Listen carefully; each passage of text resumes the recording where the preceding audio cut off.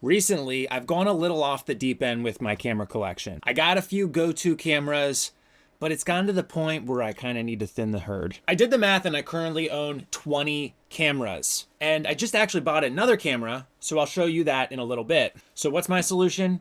I decided that I'm gonna make this your problem. Today, I'm gonna show you every camera I own. I'm gonna let you help me decide what I should keep, what I should sell, and what you'd like to see some future content on.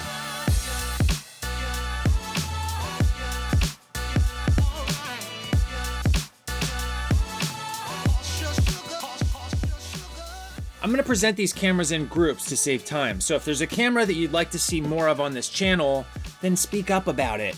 Let's get started. First up, we have camcorders. I bought this Sony Handycam from a thrift store and it works. Then I decided that I wanted another Handycam. Now this one has a fold-out viewfinder and it also has night shot. So it's kind of cooler than this one. All in, I don't think I need two, let alone one Handycam. So these are most likely on the chopping block. Next we have digital point and shoots. This is another camera I featured on my channel recently. This is the Sony FD200. It takes floppy disks. I made an entire video about this camera. I had a lot of fun with it. You can check that out up there. Can I take a picture of you? Do I think that I would use this again? Probably not. Now this is my wife's camera and I did some research. This would fetch a pretty penny and help me get a little bit closer to the camera that I'm saving up for. Now, would my wife kill me if I sold this camera? Most likely. But it's one of those digicams. It seems like people are obsessed with digicams anymore. Is this actually a good camera or is it just YouTube hype? Next up, we have film point and shoots. And I didn't realize I had so many of these. Now this camera, the Pentax IQZoom 160, is a decent camera. I've actually put a few rolls through this camera and made a YouTube video about it. Now, it's a little impractical because of how far it zooms. This end of the focal length is borderline worthless to use because of how soft the pictures come out and how much light you need for it to actually be practical. This Pentax IQZoom 130M works, but the LCD screen does not. So maybe I'll like list it for sale for parts or, you know, I don't know. I mean, it works. I'm sure you can take pictures with it. This Pentax IQZoom 90MC is pretty sick, actually. I love this sliding door thing. I think that's really slick. And it's a really compact camera. I'd probably take some pictures with it in the future. So, I don't know. This Canon Fotora, I actually bought this off of eBay for like $9. And it works. I was just super impressed that this shoots at an f2.8 on the wide end. Obviously, it's a variable aperture lens. Canon put some effort into this camera. It looks like there was a lot of thought behind this camera. I've never put any film through it, but I don't know, maybe this is a hidden gem. Now, this camera came new in box. I have a great story about this camera. I'm very excited to hopefully use this camera sometime in the near future. It works. Yeah.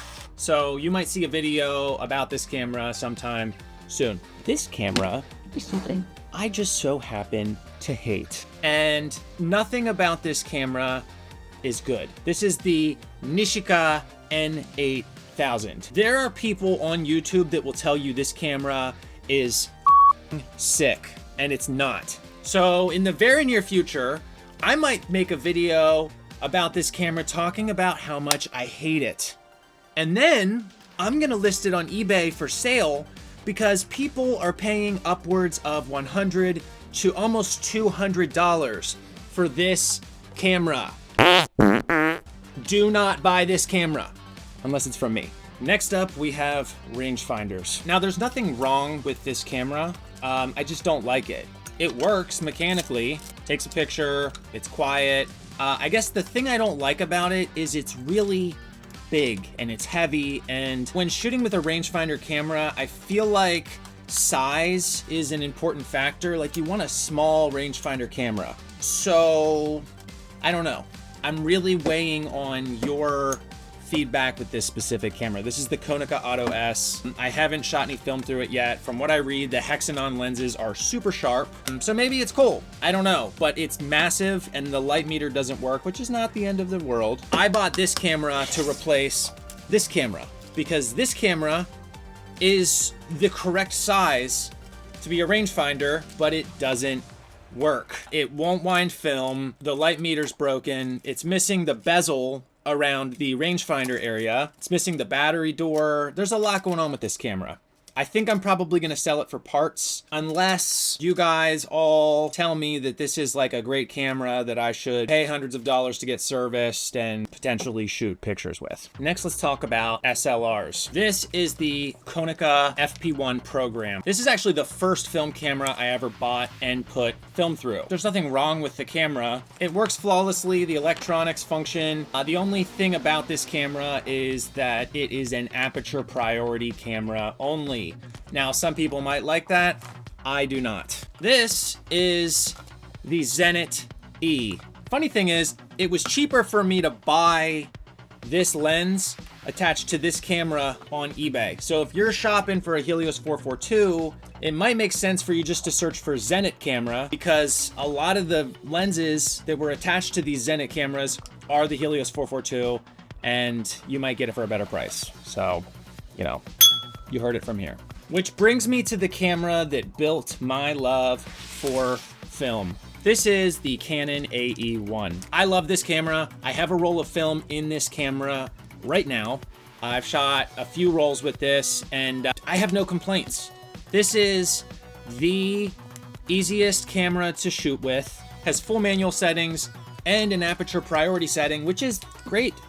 You can just boom, boom, boom, and take bangers with this camera. I recommend this camera wholeheartedly. You might see a video about this camera sometime in the future. Whew, getting kind of sweaty talking about cameras. Now this next category, I'm gonna breeze through just a little bit faster. Not because these cameras aren't worth the time, but because these cameras are very integral to my channel. First and foremost, we have the DJI Action 4. I love this camera. It's great. All of the top-down shots that you see on my YouTube shorts and some of my long-form videos are recorded with this camera, basically just clipped right to the old workbench. Next, we have the Sony A7 IV. Now, I'm not gonna record any videos directly about this camera, but this camera is used all the time on my channel. Any of my DIY lens videos, they are all typically shot using this camera. I love this camera. Also, my Sony FX3, which is actually recording this video right now. That is the unsung hidden hero of this channel, besides me, of course. Next, I have this little GoPro Hero 5. I bought this whenever I first started getting into video and literally never used it. Now, lastly, you might be wondering why I have these two relics on my workbench here. This is the Canon Rebel XSi. My parents got this for me when I was in like 11th grade.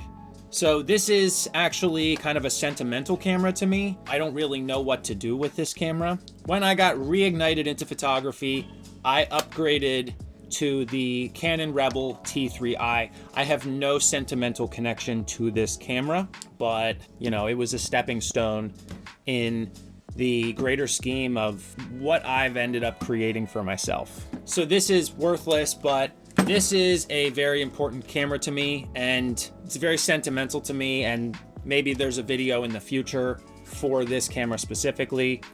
Just not this one. For those of you who have stuck around for the end of my video, I want to show you a new camera that I just got. This is the Voigtländer Bessa 6.6. Anyways, the Bessa 6.6 is a bellows style film camera that shoots medium format film. I've always wanted to try one of these bellows style cameras. I got this off of Facebook Marketplace for a very reasonable price, and I will be shooting a video with it in the very near future, as long as I can get it to work. If you see any cameras in here that you think I should record some content with, let me know in the comments for sure. If you see any cameras that you think I should get rid of, then tell me, because I'm slimming the herd down to make room for something I'm very, very excited about. In closing, I just want to thank you guys again for watching this entire video. If you're interested in film cameras, DIY lens experiments, and all things related, consider hitting that subscribe button. Thanks, and I'll see you on the next one. Peace.